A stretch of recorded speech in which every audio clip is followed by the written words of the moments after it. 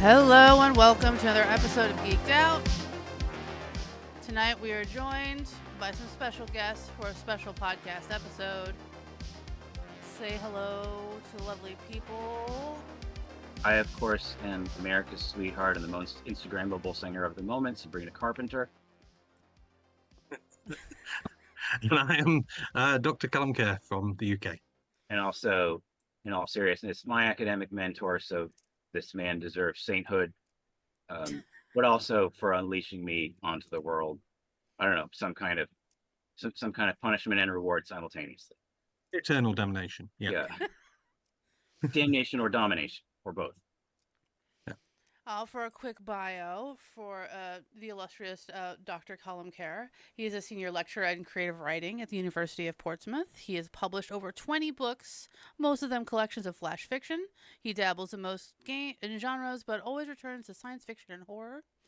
He has been a fan of Doctor Who since before he can remember, and forever tells people about the time he met Paul McGann. He is also a fan of loads of other things, and the real secret is just don't get him started unless you really want to know. There we go. We are going to get him started today. You people will sit through it. It's going to be great. So my personal theory, because I always, despite being a skeptic, say, what if I was a conspiracy theorist? What if Doctor Who and Gallifrey were real? Right? Yeah. And the show is made by Unit, so that if anybody gets wind of the Doctor, they'll be like, you're nuts. That's a TV show. If that was actually the case, who would the human guys of Doctor Who be? So that in case he's caught on film, they're like, that's just so-and-so. I would say that Calum, there's a 0.001% chance that this man right here is, if there is a real Doctor, it's him. It's a minute chance, but that could be what's going on right here. We're about to interview Doctor Who about Doctor Who. Yeah, it's not actually me, but of course I would say that. So else would you say? No one's ever seen you and Doctor Who in the same room at the same time. No, exactly. Yeah, I mean, that reminds me, I had a moment so many years ago sitting on a train station late at night waiting for a train, and I thought the station was empty. And all of a sudden, from further down the station, I heard the TARDIS. And just for a moment, my brain went, it's real, he's here. I then leant forward and looked, and somebody was answering their mobile phone. It was their ringtone. But just for a moment, my brain just said, yes, it's all real. He's here. At last, it's finally happened. Yes. So I now actually, that night, after that happened, I changed my ringtone to the TARDIS so that in some other occasion, somebody may get that moment courtesy of me. So, and the latest thing, my new phone case. Oh, that's lovely. Is the TARDIS. And just for completeness, I'm wearing the TARDIS today as well. Nice. So. I'm also wearing a Doctor Who shirt. Quite right. Excellent.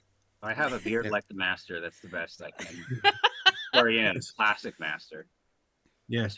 I think when I met you, it was like Anthony Ainsley's. It was all black, but you're turning into Roger Delgado. So. and then for my thesis defense, I looked quite a bit like Michelle Gomez that day. But yes. Anyway. So how did you? So what is it? I guess probably a dumb question, but what is it like? Because I think Doctor Who fandom, until recently, there were always a lot of Doctor Who fans.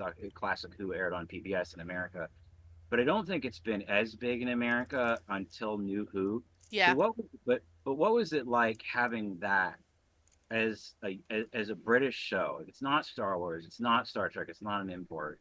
Like, what was that? Was the experience growing up with it different because it was homespun, or not really? I think it probably was, because certainly as I was growing up, we had Doctor Who originally on a Saturday night until John Nathan Turner started trying to kill the show, but that's a whole bigger discussion. They started moving it around the schedules and putting it on Thursdays and Mondays and various things.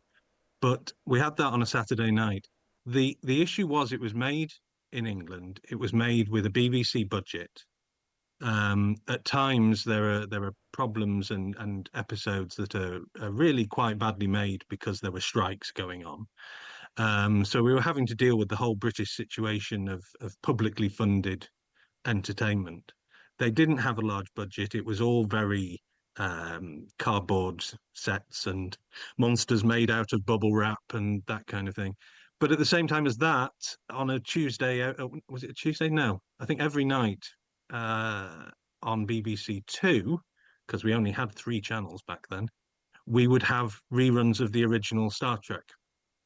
So with all of the special effects and the money that was put into the original Kirk and Spock Star Trek, and that was rerun 5 nights a week for years. And actually, so seeing the comparison of the quality of the production did even as a young boy make you kind of go, this is kind of cheap. But at the same time, the stories were so good that you didn't care. You overlooked the cheapness because of the you just you loved the Doctor, you loved the companions, you wanted them to succeed, and it was a very different structure as well in terms of storytelling. So each episode of Star Trek would be one story, whereas Doctor Who was 20-25 minutes, but a six-part story. So 6 weeks, 5 different cliffhangers, 5 different weeks where you're going, how is he going to get out of this before you get to the end of each tale? So it was very much, and I talk about this when I'm teaching writing about finding ways to keep the reader wanting to turn the page Mm-hmm. and actually having a series of cliffhangers, not just within an episode at each advert break, but over weeks and weeks and weeks and weeks, builds a fan base, builds a loyalty to it. Because if you want to know how any story ends, you've got a month and a half that you've got to put into it. Yeah. So it is a very different thing, and it's why there was such huge loyalty and why it was cancelled but then brought back because in a day before there was the internet, getting enough public outcry to bring a TV show back after it's been cancelled was huge. That was a letter writing campaign. People actually using paper and stamps to write to the BBC and saying, "Don't you dare take my Doctor Who away." Bless him. Yeah, and it's why they finally managed to end it in '89, but it never really went away. Mm-hmm. There was the magazine continued. There are a whole bunch of fan-made films where they employed the actors from Doctor Who to come in and play the Professor or Legally some distinct other doctor. science, yeah, and legally distinct, but with the same companions and doing the same kind of thing. I mean, I've seen some of those. They're very, very bad, but Yeah. they kept it going.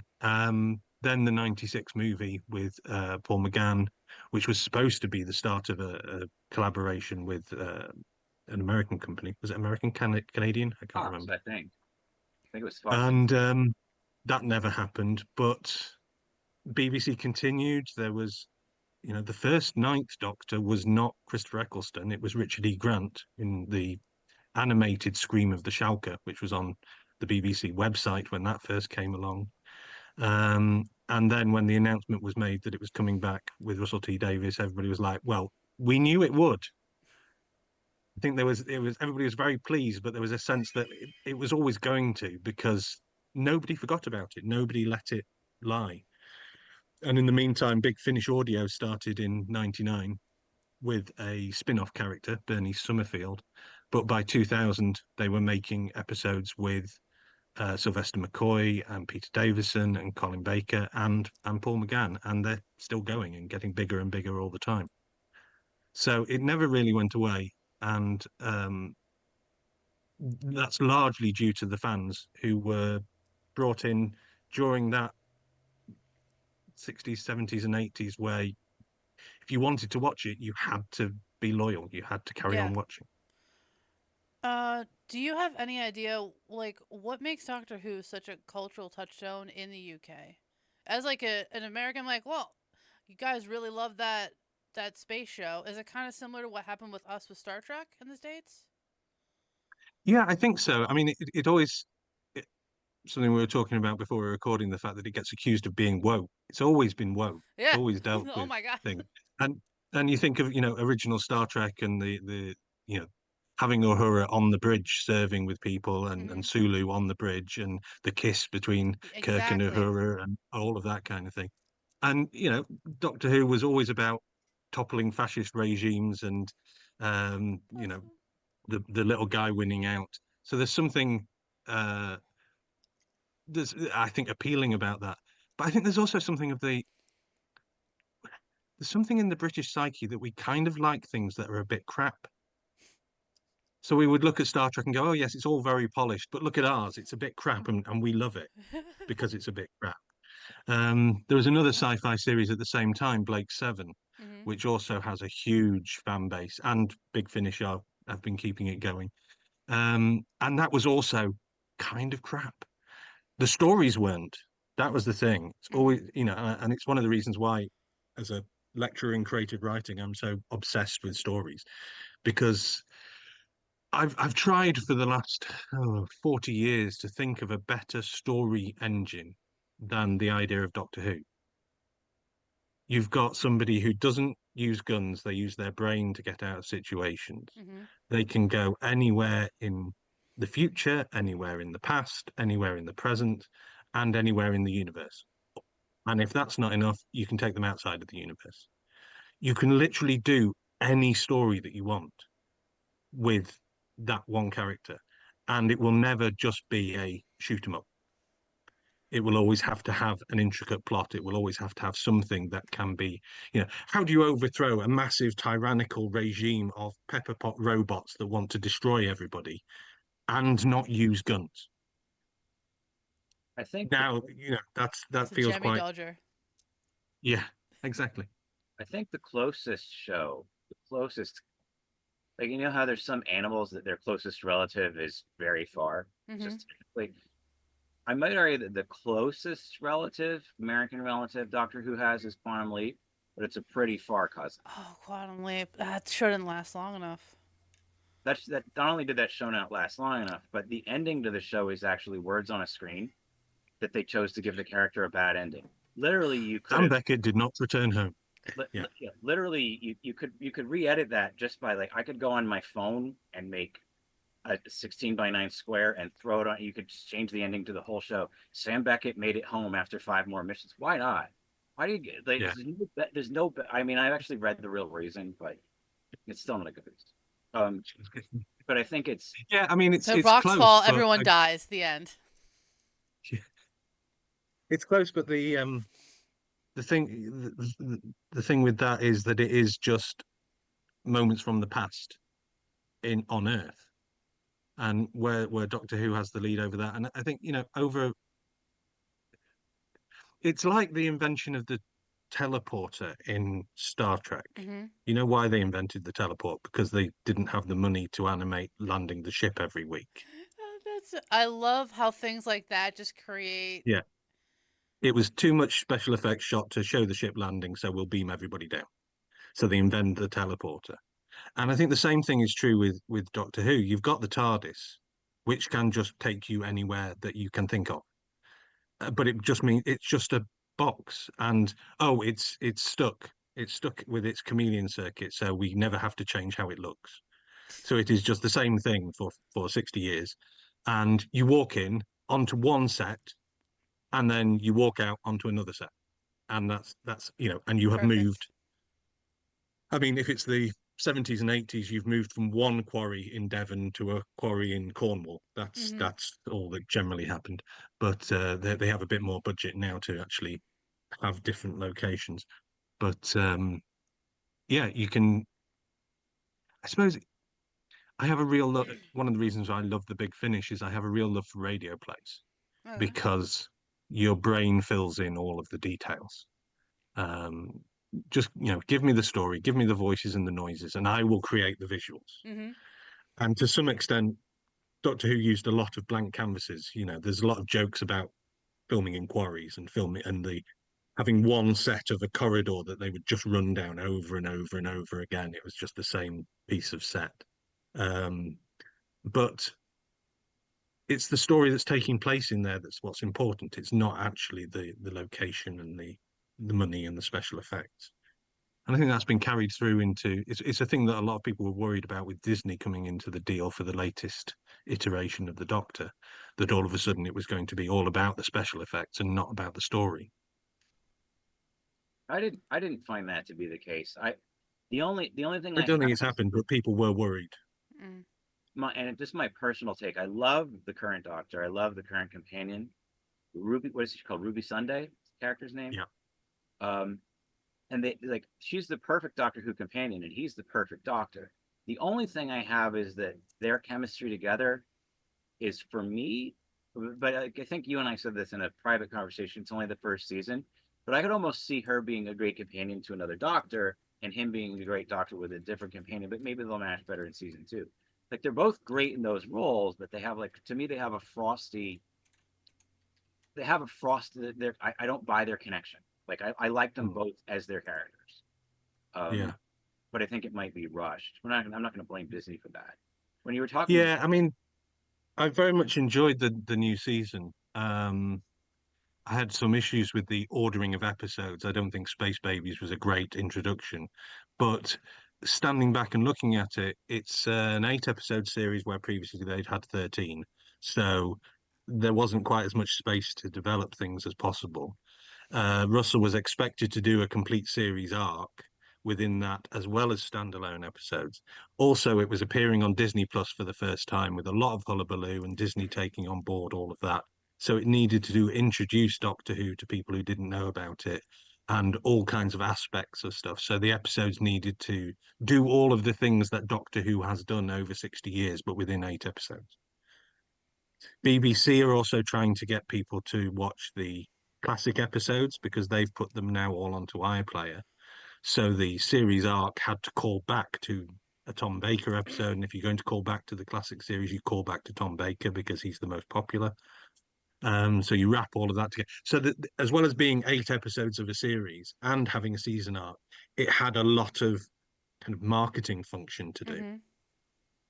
There was also, I think, an attempt to step back from the Doctor having a relationship with the companion because that had been a bit too much. Yeah. People had, you'd had Rose being in love with the Doctor, which had required you to create a second Doctor that she could be with, and Amy and Matt Smith and even Jodie with Yaz. There was a whole thing going on there. So I think there was a kind of let's step back and go back to the classic where it was the Doctor and the companion, but there was no sense of anything Yeah. romantic between them. I mean, which is a surprise because the Doctor will basically hook up with anybody else other than Ruby this time round. right? He's not he she they are not celibate. I actually really say for the first male to male, I actually like his love interest in the episode where they're the new Doctor where they're at the party. Mm-hmm. He Yeah, meets the Rogue. bounty hunter. Yeah. I thought that I thought that was a great. I thought that was a great. I thought it was a great chemistry. I don't remember if they killed that character off or not, but They sent him into another dimension, so at some point he's going to have to go and rescue him. to me I was like this is the male version of oh man I can't remember her name, the male version of Hello Sweetie. Oh, River Song? Oh River. yeah, Yeah, I was River. like this is the man version of River. Um, but it's an observation I had, and maybe we can talk about the 10th Doctor a little bit before we go into the eighth. No, eighth, yeah, eighth. Which you may be surprised how many Americans may not even know about, but just your guys' take on this. So I remember when there was an Ash versus Evil Dead series. We got 3 seasons of Bruce I Campbell, watched every moment. Yeah, right, playing Ash again, like with a good ensemble cast, good writing. Yeah. yeah, Which I think any Hellraiser fan would have loved a good show of Doug Bradley playing 3 seasons of Pinhead, or Yeah. or Robert Englund playing Freddy would have Mm-hmm. killed for it. Yet there were still people that were like, "Why didn't I get Evil Dead 4?" And it was a similar thing that so you had people that wanted the Doctor to in their fan fiction to be able to go off with Rose, so they made a second Doctor. They even have a TARDIS crystal. They could go on adventures. They're in a separate timeline where they can live in a fairy tale, or they can do whatever you want. And then still, but some people are like, okay, but then the other main Doctor had a horrible regeneration. He came back, but yet while there's still a third Doctor now who goes on regenerating, there's another 10th Doctor who's a full-time Lord with his own TARDIS who can hang out with his family and just chill, or he can go on adventures. And there's also the one with Rose, but there's still, what is it about Tennant? There's still people who feel they're unsatisfied. To me personally, I'm like, what has not been, what more do you want? I think it's just that the 10th Doctor in the US is really where the US audiences started kicking it in. Like, Eccleston was fine, but people really started paying attention with the 10th Doctor. And for me personally, like, I love Tennant, but then Matt Smith took over. I was like, I don't know, who is this guy with this giant ass forehead? Okay, I'm listening now. Yeah, Good men go to war? Okay. Shit. All right. Okay. Tennant, I love you, but Matt Smith, you're pretty amazing. Like, the that could, writing in that series was just woo. And just the little nuggets of, like, all you'd see is, like, a sleeve cuff. I'm like, oh my God. It's all coming together. Yeah, I mean, there was a lot of criticism of the writing for Matt Smith, I think, over here because it was taking on the series arcs more, which is less of a British thing and more of a US thing. Um, Partly thanks to Buffy the Vampire Slayer, which was the first one that really started doing those long series arcs. Um, Funnily, I loved David Tennant, and then when Matt Smith came along, I was very resistant. Yeah. me too at Yeah. first. Yeah, And part of that might have been the watching it week by week, because when I went back and binged it, all of a sudden I was like, I think Matt Smith might be my favorite because there's just somebody, an actor so young whose eyes are so old. He looked properly weary, properly thousands of years old. And yeah, the writing and the structures of those arcs is stunning, really stunning. I'm still blown away But by yeah, it. everybody's gonna keep wanting David Tennant to come back until he's, can't. Because you always Because leave I him think for wanting a lot of more. people, yeah, everybody, I think because Chris Eccleston came and went in the series, so nobody got a real chance to bed in. And then you got whatever it was, 4 years, 5 years with David Tennant. And for the whole group of people who either grew up with that or, were coming to Doctor Who for the first time, Mm-hmm. he's always going to be the guy. So I think it was a smart move to bring him back for the 60th. It meant they could do something slightly different because every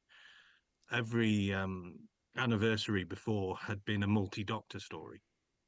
So to bring an old one back, but in a new face and have a reason for it, and to tie up all kinds of loose ends, finish Donna's story off, all of that kind of thing. Oh, Donna. And they did it in part because Shooty Gatwa was filming something else and wasn't available to do it, Mm-hmm. so they couldn't introduce him for that part. I think it was a good idea and it was clever, and it ramped up the excitement for the new series. Because everybody's like David Tennant, and everybody who had left during the Peter Capaldi years and the Jodie Whittaker years, everybody who drifted away, all of a sudden came back to watch. So it was very clever on Russell T Davis's part to get everybody back in their seats, ready for Shooty to arrive. what do you now? Do you want to talk about, and assume the audience's knowledge of this will range everywhere from yours, so they've never heard of it.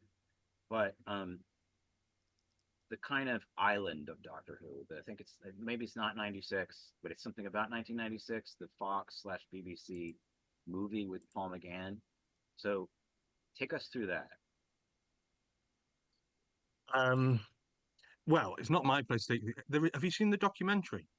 No, I didn't know there was. So there is a documentary about the man who wrote it, and his decision after whatever it is, nearly 30 years, to finally attend a Doctor Who convention.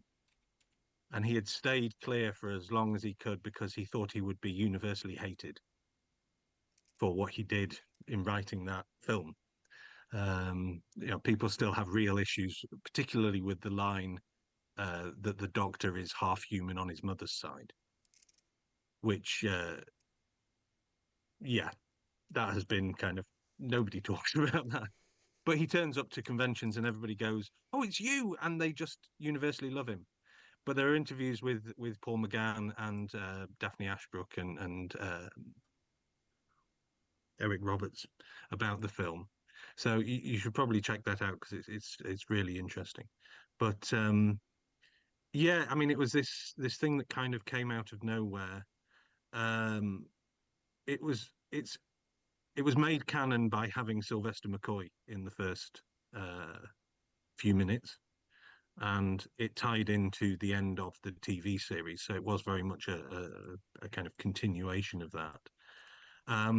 But then because it wasn't hugely well received, it kind of the series that it was supposed to spin off into never happened. So it does stand alone as a weird kind of artifact by itself. Mm-hmm. Um, but one of the best things that came off the back of that was that when Big Finish, so anybody who's watching who's listening to this, Big Finish is a company that makes audio plays Okay. of Doctor Who stories, and they started in the very late 90s, so only a couple of years after the film came out. The one of the executive producers, one of the guys who runs it, is Nicholas Briggs, who is the man who does the voice of the Daleks in New Who. So he's I think he also did some right at the end of the old series. I'm not entirely sure, but he's lives and breathes Doctor Who.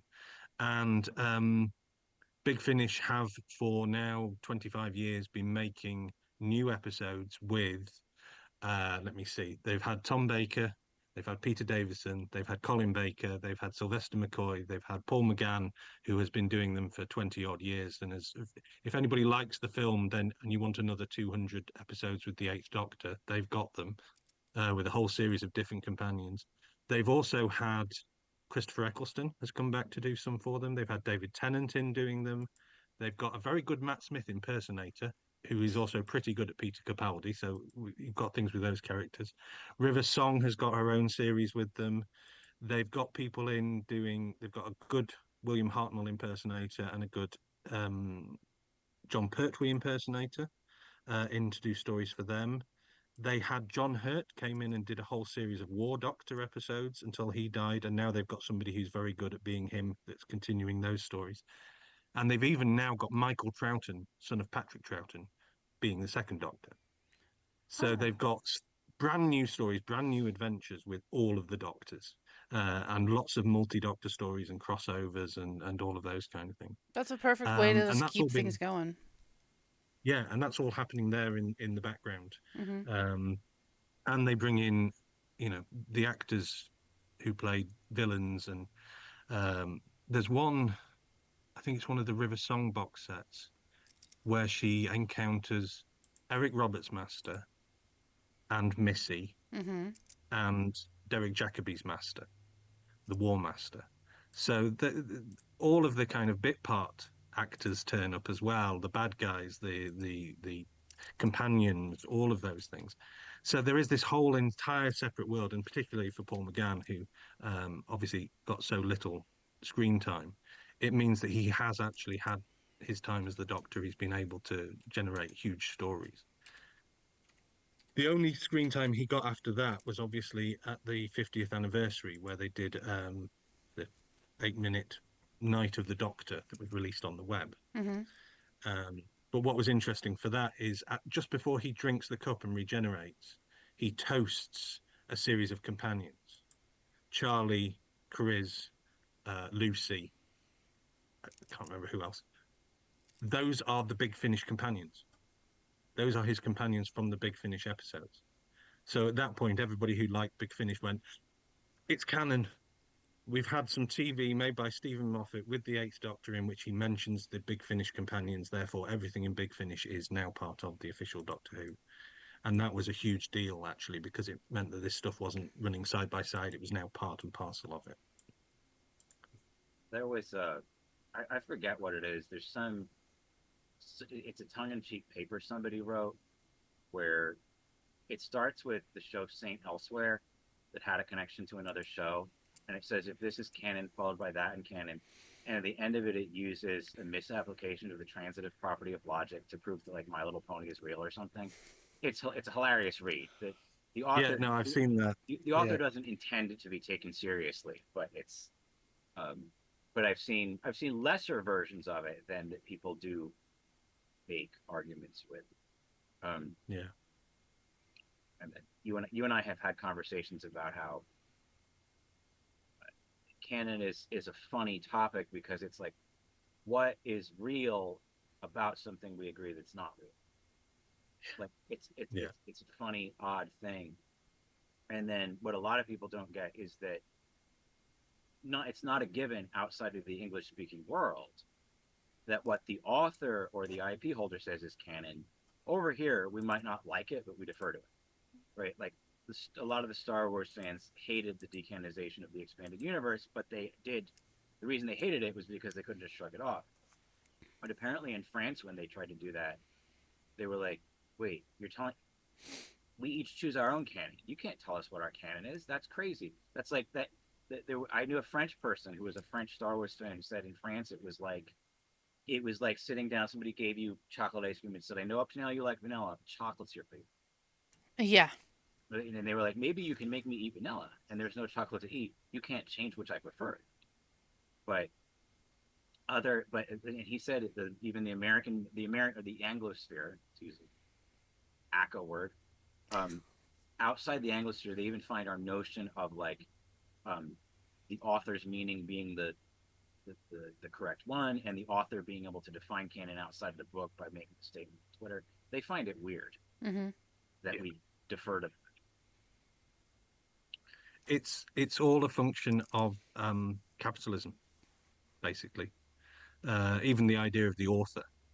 So up to, and it's one of the reasons why, especially in the UK, we have deified Shakespeare to make him this god. It's not that he's the best of all time; it's that he's the first best of all time. Because before that, there wasn't a way of keeping a record of what was being written. We get the occasional scrap here and there. Yeah. He was the first one where we get mass printing because the printing press had been invented. Mm-hmm. And once the printing press was invented and people were investing in paper and ink in order to print them, they needed a way of keeping track of it and making sure that people weren't making illegal copies. So the concept of the author was invented.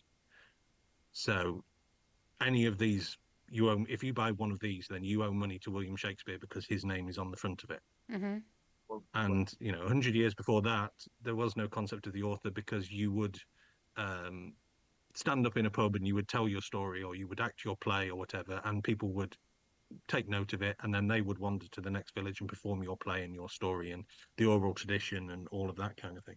So authorship and copyright and intellectual property and all of that was a function of the invention of the printing press.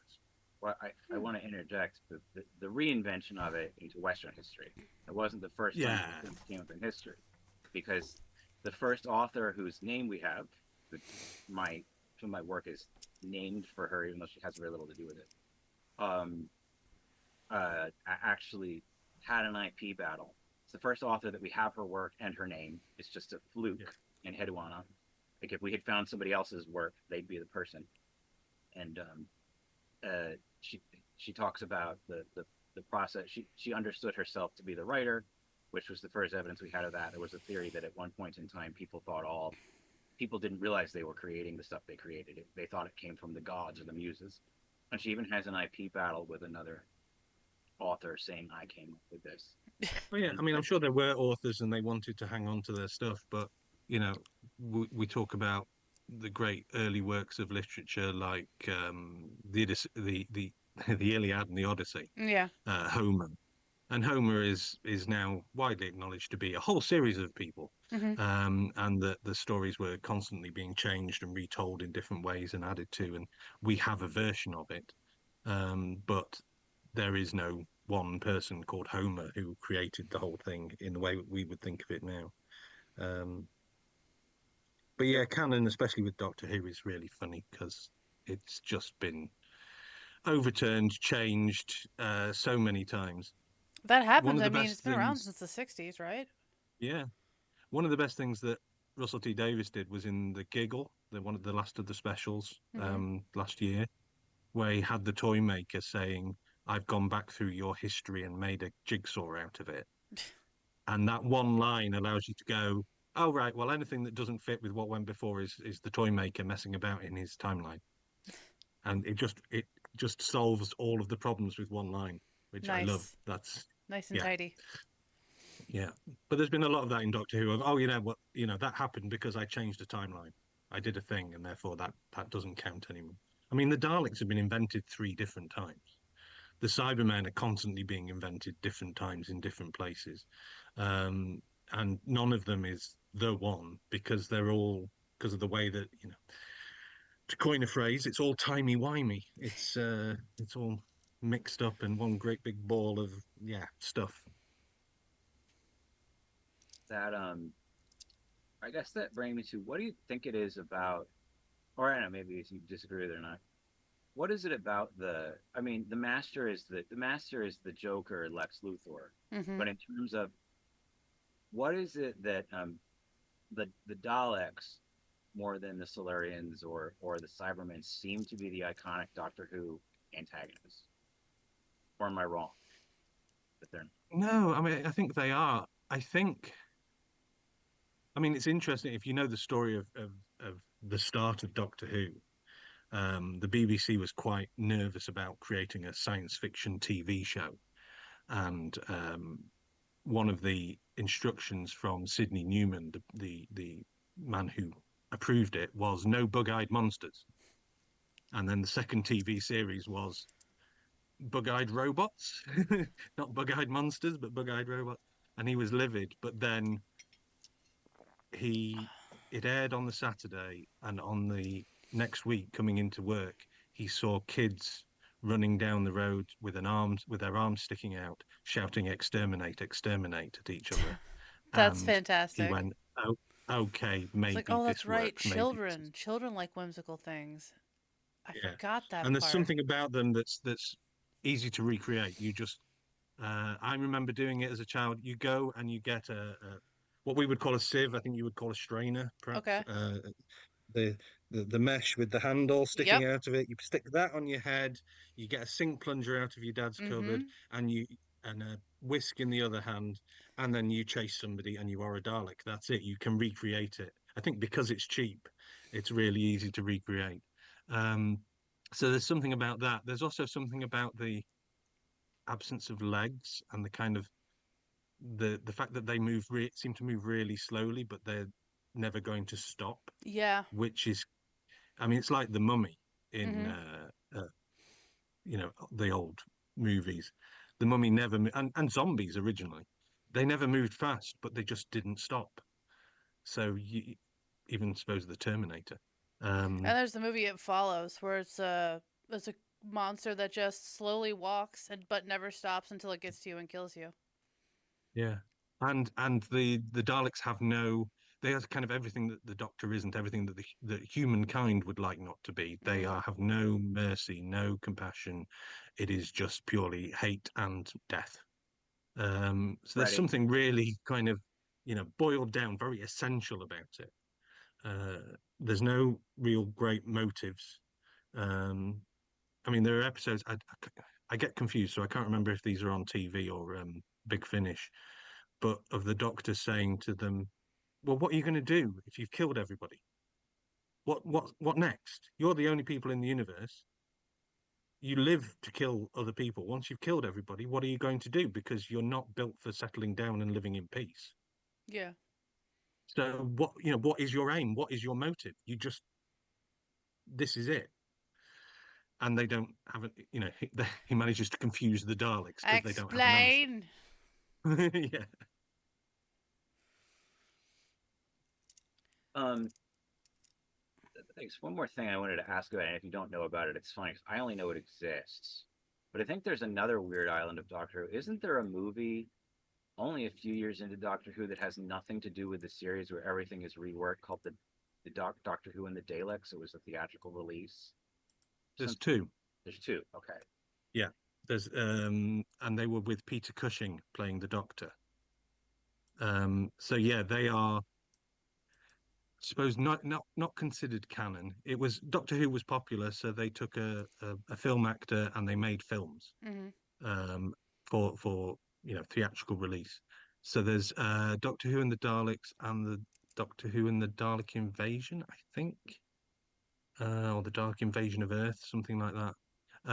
Peter Cushing playing the Doctor, playing the William Hartnell version of the Doctor, and different companions.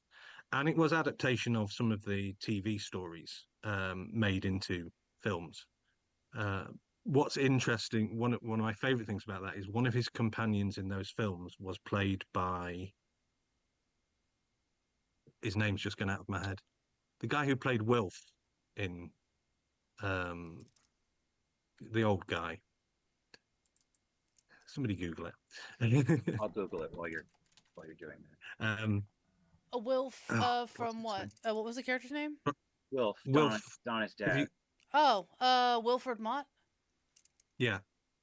So his that actor when he was young was the Bernard companion in the Cribbins. films. Bernard Cribbins, that's it, yes. So he was young. He played the companion in certainly one of those films, I loved and him. He was so yeah, wonderful.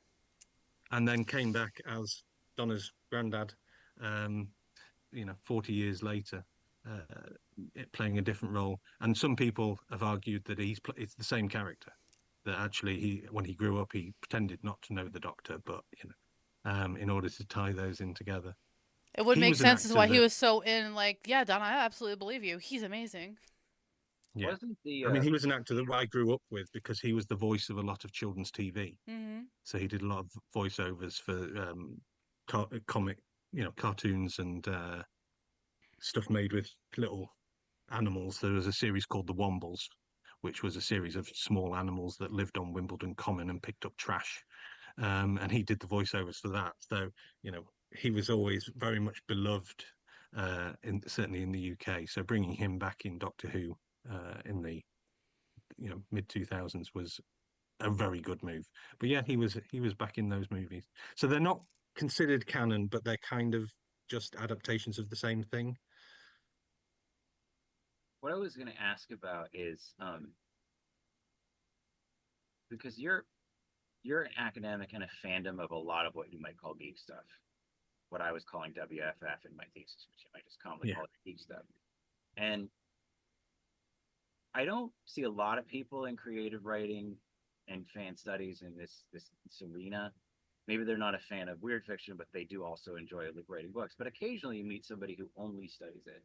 So what's the difference for you think experience? And this is a philosophical question, it's not a right answer. For being like an academic versus a fan with theories about fandom versus an academic who kind of looks at it like Jane Goodall observing chimps who's not into the fandom. What's the experience for you be having a foot in both camps versus somebody who's kind of not think? Yeah, I mean, I don't necessarily see a difference between them. I I think a lot of people who kind of maybe teach creative writing or teach English literature who aren't fans of geek stuff, um, they are interested in the poetics. They're interested in the language, in the the the way in which the words are being put together. And I'm interested in all of those kind of things. But what I love is a good plot. Mm-hmm. I love a really good narrative, a good rollicking story where, if you can give me a story where I don't know what's going to happen next and I'm surprised by it because I'm pretty good at guessing these things. Um, and occasionally, there'll be a TV series that comes along, something like Westworld or Legion or The Leftovers, where at the end of every episode I'm just going, "What is going on? I have no idea. This is fabulous." Because so many other TV shows, 5 minutes in, I'm like, "Yeah, he's the murderer," because I can Yeah. see how it's going to play out because of the structure. So and the weirder the stuff gets, the more likely I am to be surprised and to if you're going to take me off to another parallel universe where the rules are different, Mm-hmm. then I'm not going to be able to guess what's happening next. Or if you've got people with non-human motivations for doing things, Mm-hmm. then I'm not going to be able to guess because most of what my understanding is about being human. You'd be surprised to know. Yeah. Um, so it's that chance to kind of think outside of the box. So that's what I'm really fascinated about is story and the way plots unfold and all of those kind of things. And that's where I started. My love of language and how that is constructed and how that works kind of built on top of it. Mm-hmm. So for me, that's why those weird genres are my favorite before anything else, because that's where the surprises are going to be. It also doesn't hurt that I basically started out with The Hitchhiker's Guide to the Galaxy, and Nice. The Color of Magic had just come out as well when I was in my very early teens. So I had those two, but there was very little else. So in order to get comedy, satirical, fantasy, and science fiction, I had to write my own Mm-hmm. because there wasn't a lot published. So that was quite useful. I blame my father for that. He gave me the Hitchhiker's Guide and said, "You might enjoy this," and I've been Oh, not obsessed with it now for again. 40 years. Mm-hmm. Yeah. I have one more serious question, and I think we can round it out with light with fluffy questions. That sounds good. And the question is whether it's in general content consumerism or in academia, both.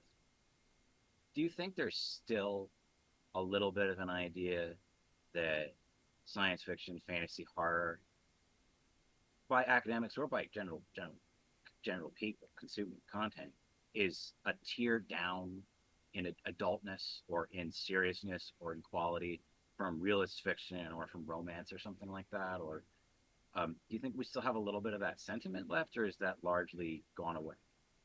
Oh no, I think the snobbery is still there. Mm, yeah. Um, but again, it's a function of capitalism. So So expand that. late 1800s, at a time when, you had to spend quite a bit of money to get a nice Dickens book, or you would have to buy the story week by week in a magazine. You would have to pay an awful lot for that. Mm-hmm. You could pay a very small amount of money for a pulp paperback, and that would be your horror, your science fiction, your crime. That's where that was getting published. It wasn't getting published in big leather-bound volumes. So there was literally a price component, price differential between the two, which is where the snobbery has come from. Because if you go back, one of the first uh, stories in English is Beowulf, which is about a giant monster coming to kill people. And when Yes. they It's kill a the giant monster monster, the story. giant monster's mother comes to Mm-hmm. get revenge.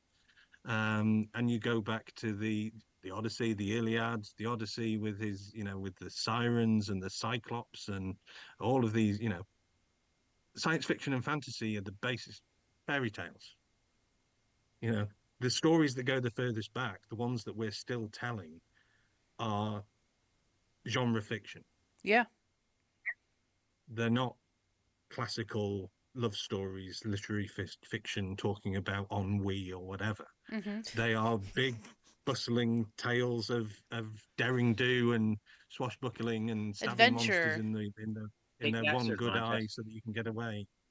Um, but I think because I think, and it's also a thing, it's the same thing to do with people who are protective of canon or protective of their particular genre or their particular topic. The same kind of people who, oh, you know, you say you're a fan of Star Trek, name every episode. Mm-hmm. Those gatekeepers. I think the same is true for kind of literary fiction that, oh, there's this stuff that people like. They like and they enjoy it and they consume a lot of it, therefore it must be bad. Is there a link? Because Is there a link you think between like defending your fandom from people who don't belong in it with capitalism and colonialism? Is it tied with that? It might be a social, oh, like probably. a fitting of like how humans operate in a social hierarchy. Because if it doesn't fit the current social norm, like growing up as a person who enjoys Japanese animation, anime, if you will, it was not accepted. It was weird. I watched cartoons. They were childish. It put me in a different kind of social strata. And yeah, there's like I think components like capitalism and colonialism, those come in, they play a part. But I think probably at the root of it is the social hierarchy and how humans operate as social animals that we need to get over. Yeah. And I would say that that's even more true in such a class-ridden society as Britain. That the if the lords and ladies and the royalty and all of the people at the top are saying Pinkies this up. is not good enough, then it's oh, us plebs just need to suck it up and yeah, it's not good enough. But yeah, I've seen it change. I mean, I'm over 50 now, and when I was a kid, fan of science fiction and fantasy, that was a reason to be bullied. Yeah, I played sometimes with I physical played violence. I played D&D back at a time when there were no editions. There was just Dungeons and Dragons. That was it. Yes, And Traveller and would it yeah, actual physical bullying for being a member of the Dungeons and Dragons I Society. actually have And a now Stranger Things sweater I'm wearing. Has little D20s on the buttons. and now of course especially over the last kind of 20 years, Marvel has done a lot in Yeah, helping us yeah. along, but just all of a sudden all those things for which I was the least cool person at school now make me one of the most cool people amongst my students You're the because wise man. People come to you for the yeah, knowledge. I was Tell me, there in the role old master. days, in the olden times. Uh, Allow me to tell you about the origins. Sit Yes. down at the fire. Let me tell you the tale. Exactly. I guess So it's I mean, Chris would be able to tell you this from our many meetings. I have a t-shirt for every single fandom that exists. So I'm wearing my TARDIS today, but I've got my, I've got my new Deadpool and Wolverine T-shirt, which is Nice. I've got Star Trek, I've got Star Wars, I've got Battlestar Galactica, I've got various anime type things, I've got How to Train Your Dragon, I've got Despicable Me, you know, I collect all of these things. At the last count, over 60 different T-shirts, which go into rotation for I my have a students. terrible habit of just too many t-shirts. That and hoodies and sweaters. But if one of my students I mentions a fandom, I don't say anything, but the following week I will walk in wearing the T-shirt for that fandom. Like, oh, oh, oh. Start Oh, pointing. yeah, yeah. This is how I make friends. like Nice. I think Yeah. there's an anecdote worth telling. I'll give a startup, but then I'll ask Dr. Kerr to finish. So there's at least how mine went. There's a point in Viva, which is the equivalent of thesis defense in America, where after you've met with the examiners, they send you back out. And Calum, as my lead advisor, was basically allowed to attend with me, but not at that point can't say anything. Kind of there almost as a sort of security blanket, for the person being examined. There's Emotional support human. point where he and I leave physically, and we're waiting to be told what the result of the examination will be. And we can see through the glass door that they're talking. So we're kind of out in, I think, like a fire escape hallway. And he distracts me. And you might think he distracted me with just think about anything. So, what are the this is my what are the four basic classic forms of fantasy, or what are the what's the difference between diegesis and plot? Some basics like that. That is not what he distracted me with. Tell them what you I don't distracted remember me with. this. What? I don't remember You this, don't so this remember is this? going to be interesting. You No. you distracted me by telling me the plots of all the Sharknado films in order. That's Oh, amazing. yes. Yeah, right. And not just Yeah. summary, but like No. hand motions. And then in the second one, and then I was confused what was going on, and then the waiting was over, and then we got the result. But I love those movies. They are they and I think that is again we've almost come full circle. They're crap. They're Yeah. really, really crap. And I love them. I love them for their crapness. I mean, particularly the first film, there's whole scenes that take place in the car, but it's white outside the car because they couldn't even afford back projection. And it's just they couldn't afford sets. There are scenes where there is a monster doing a thing, Yeah. and then there are dead people, but you never see the special effects and the people in the same shot because they couldn't afford to map them together. And I love it. I love that there's something about they get slightly better as time goes on because they made the first one was actually hugely popular in a Yeah. kind of kitsch way. But the very last film, and in the very last film, it's in the synopsis, so I'm not giving anything away. They have to go back in time to the first film to stop the first Sharknado from happening. Bless them all. Bless And them. there is a moment where they're in a maelstrom of various objects coming out of the time vortex, and one of them hits him in the back of the head, and it's a kitchen sink because they have literally thrown in everything, including the kitchen sink. And just that, Fantastic. it was worth watching 6 films for that joke. The build up. you're like, Yeah, yeah, I feel the that's that. same way about the yeah, Resident Evil movie franchise. I yeah, love Mila Jovovich. She's the absolute yeah. best. I'll watch anything she's in. And those films are trash. They don't make any sense with the games, but they're my trash. I love them. I can't remember which one it is that starts with the same as the very first one, and then she runs out of the end of the corridor, and there's a big pit full of dead bodies of her, and you're just like, what the hell Like is? you just realize it's a bunch of clones. I think that might have been Yeah, three. I love the one where she's fighting Wesker, and it's the most ridiculous scene ever. I'm like, that's actually a pretty good Wesker. They did a good the job. the yeah, what was I think it's for another time, but maybe Ashley, you might know this, or you can research it. We don't have to do it on air. But there's not Resident Evil, Silent Hill, the latest Silent Hill movie. Okay. I was trying to figure out if all the so there are all these logos that are clearly the Umbrella Corporation logo. And I was trying to figure out, is it like Alien versus Predator that they're trying to connect the franchises, or is it just an homage? And maybe it was an homage, and there were homages to other stuff that I missed. If somebody actually had to point out to me in the first episode of the first episode ever of American Horror how many shot for shot homages there are to classic horror movies. Only after my brother pointed it out to me did I I realize. didn't even realize that there's another Silent Hill movie coming out, and Oh no, it's coming out. I'm talking about the one that I don't know. It's maybe 2 years old. It makes very little sense. Silent Hill Revelation that came out in But 2012. yeah, no, not Revelation. No, it's a sequel to Revelations.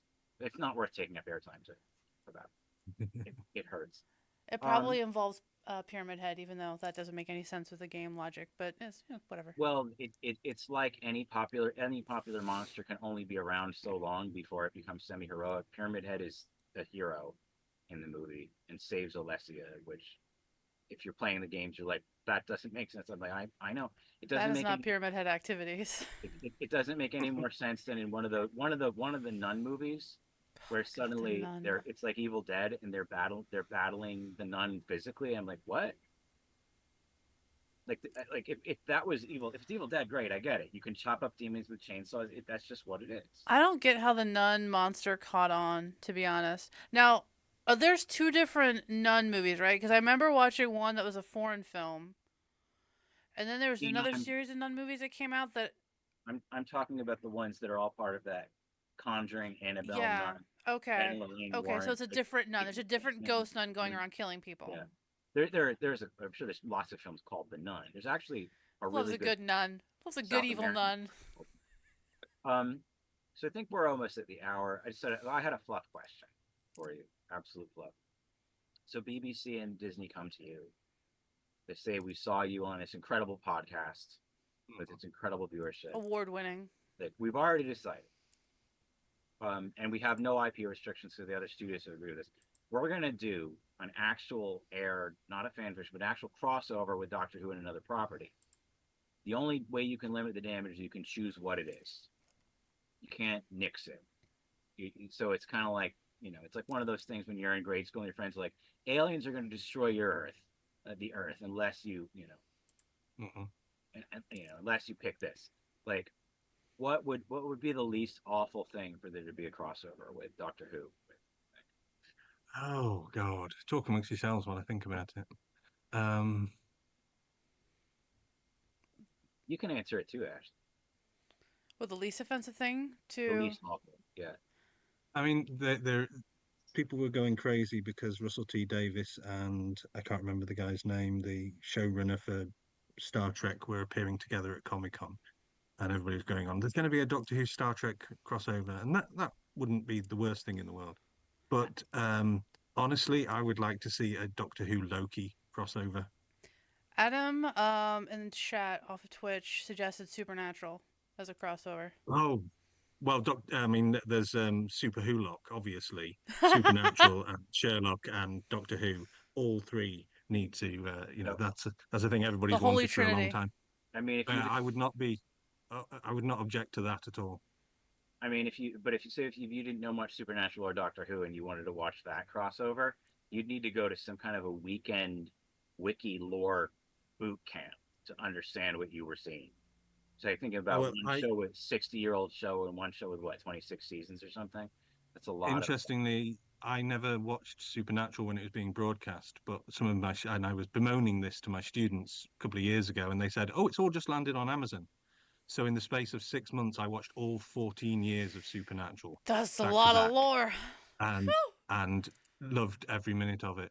And I can Dean just and just Sam. imagine Dean and Sam and Sherlock and Doctor Who. Crowley. And in my head, for some reason, it's Peter Capaldi's Doctor Who. It would have to be just that would, yeah, that's the crossover I think everybody wants. I So will. I will mention something, Sullivan. Ashley, what's your theory while I Google this? It's just worth. Um, In terms of crossover, Yeah. In terms of crossover, there's one thing I want to mention. I want to do something silly. Denver the Last Dinosaur. Do you remember Um, that cartoon? I remember the theme song of Denver the Last Dinosaur. Oh, okay. Just a So dinosaur hanging out with this is some kids, this is a thing that skateboards. I was recovering from COVID. I had the brilliant idea to get like COVID. I got a COVID and a flu shot at the same time, and they did a tetanus booster also. And the guy was Oh, like, nice. so what the pharmacist said to me was like, uh, what the pharmacist had said to me was, "Oh, you won't feel the tetanus booster, Because you're too right?" busy being Luckily, hooked up luckily by I everything passed. else. Luckily, I passed on it because I said, "What years?" But anyway, so I got both the COVID. I passed on that. So I'm sitting around and I watched this thing because it's a crossover. I think it's called Ruby, Justice League and Ruby, RWBY. And Oh yeah, from I Rooster apologize Teeth. to fans of the thing. I didn't know this thing existed until I saw the crossover. Um, Welcome. and it's an official product of both franchises crossing together. The reason it's worth watching, if you've ever read any fan fiction, even if you're not a fan of Justice League or Ruby, is this is the most fan fictionish feeling official film I've ever seen. In terms of it's like the characters standing around having the conversations, long conversations that like a fan would a fan fiction writer or a fan of fan fiction would want them to have. And I'm not saying it's good or it's bad, It but just I'm like exists. just if you are all familiar with fan fiction to watch this thing and be like, this is not a fan fiction. This is an actual endorsed product. It feels so much like fan fiction. These 5 minute conversations about on our world, it's like this, like uninterrupted. Like you feel you're watching an Yeah, AO3 flash fiction story brought to life. it's almost just to see it is worth watching Yeah. it. I think are we nearing this? Are we nearing the steamer Well, ending? they're at an hour and 3 minutes. I mean, we can keep going if you want. I don't care. I'm relaxing. We're just hanging out. Couple of smart peeps. I think. Yeah, I think we planned it for about an hour. I was running out of I was running out of ideas, and I promised no more deep universe ideas. All right, so one more fluff question. Well, I guess it's other than Doctor Who. If you had a, but did you know I learned the difference? I learned the difference in both theoretical physics and I guess also in some science fiction and fantasy what the difference between an omniverse and a multiverse is. I didn't know this Okay. till last week. So a multiverse is where anything with the given anything that can possibly happen within the given rules of your universe can occur. But say you have the Star Trek universe where there's no magic, there cannot be anyone with magic powers. It could be something that looks like magic powers, but it can't actually be magic. So an omniverse, though, then is where there's the physical theory that it comes from is that, and again, this is a you know this is a fluffy social science explaining hard physics, but the idea is that there's a brief moment in the birth of a universe where all the forces are united in a great unified force, which apparently really happened in our universe, and then it separates into gravity, electromagnetism, and whatnot. There's a theory that exactly how the forces and constants will be balanced is not set. There's this like liminal moment between actuality and potentiality. And so you have a big bang that's between actuality and potentiality. It branches off into omniversal streams where the rules are going to be different, the actual constants. And then once they set, it starts branching into multiverses. And from that branch forward, the only possible things that can happen are within the rules of that universe. But prior to that omniverse branch, that's the difference. An omniverse means the rules of reality themselves vary. Multiverse means it's the same initial set state there for your rating. I thought that was cool. Was there a question attached to that, or are you just saying that Omniverse is cool? I'm just And saying omniverse is cool. Like Omniverse is that's cool. I did Okay. I I just didn't want an omniverse where gravity is slightly lower, and slightly so lower. then when You I get don't on the hold it. scales, if I got on the scales, I'd be a Yes. bit lighter. That would Yeah, be that's, excellent. yeah, yeah. That's all I'm asking for. Yeah. But that That's A I have little bit. noticed I wouldn't have to people. groan quite so much when I get out of chairs. That kind of Yes. thing. Yeah. That is a thing both common to like people in creative writing and people in fandom is to have notions. Is it so much to ask the nature of reality to change just a little bit to accommodate me? I Yeah. mean, Yeah. so unreasonable. And that's why we write. And Yeah, especially that's why we write fantasy and science fiction, because the world is fundamentally disappointing and lacking in magic. yeah. So let's have some. So Let's make some fantastical, wonderful things that can happen. Let's save the universe or kill everybody. Let's do those things, but without actually having to do it. Yes. Yeah. Yeah.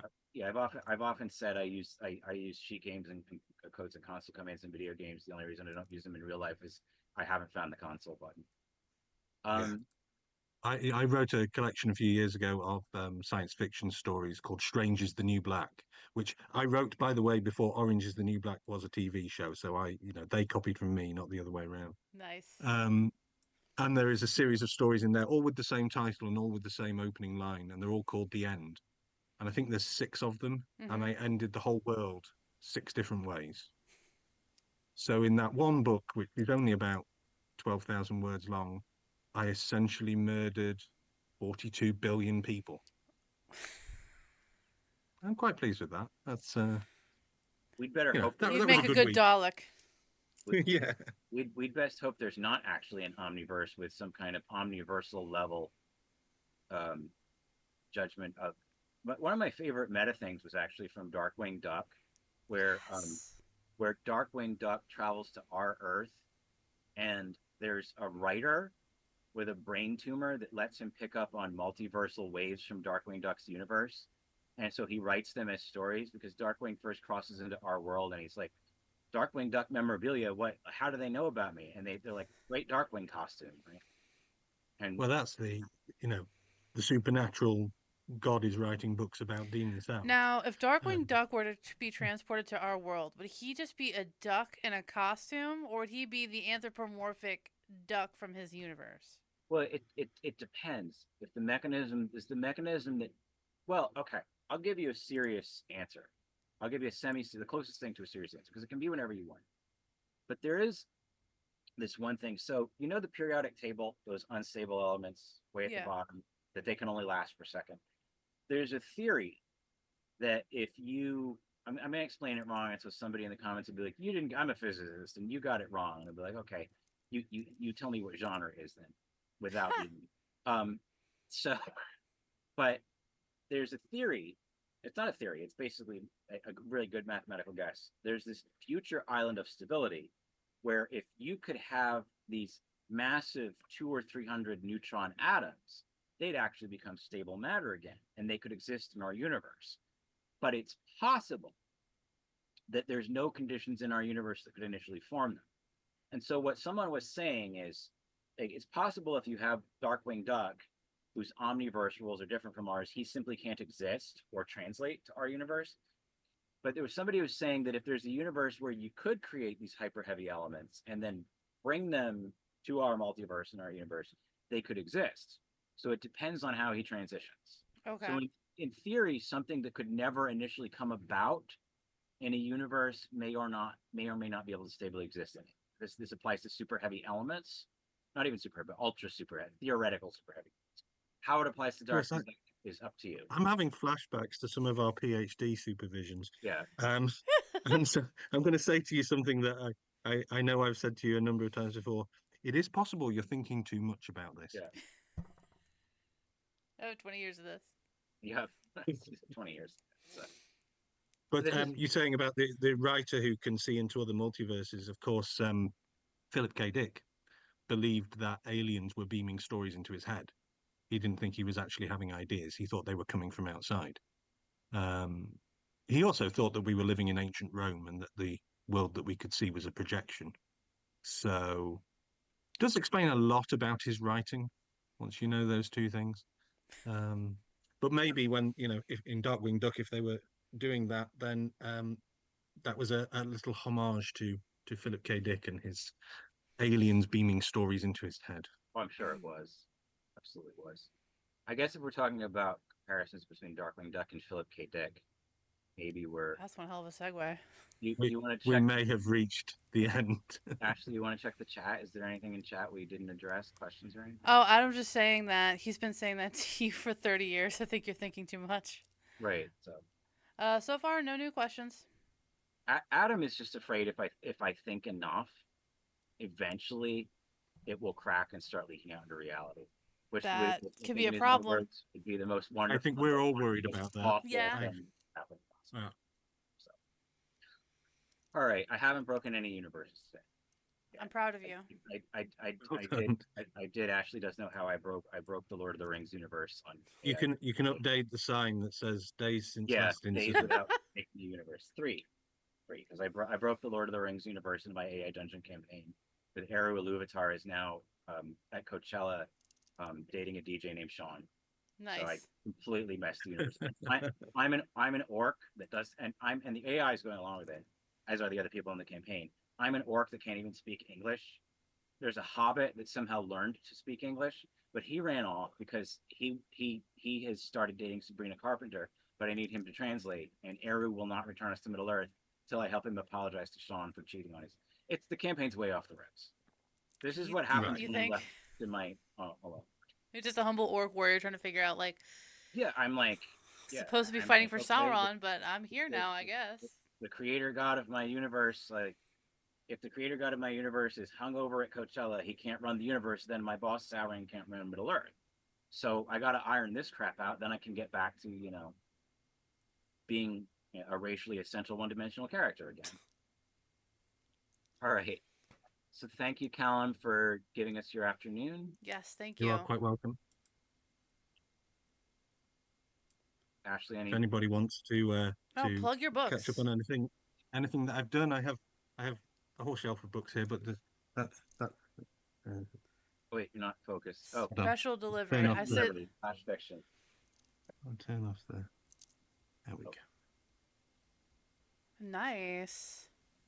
That's available from Amazon, but so are all of my other books. So do go and check them out. There's lots of there's fiction novellas in pretty much every genre that exists. So go and have a look if anybody's interested in my writing, rather than just my waffling about Doctor Who.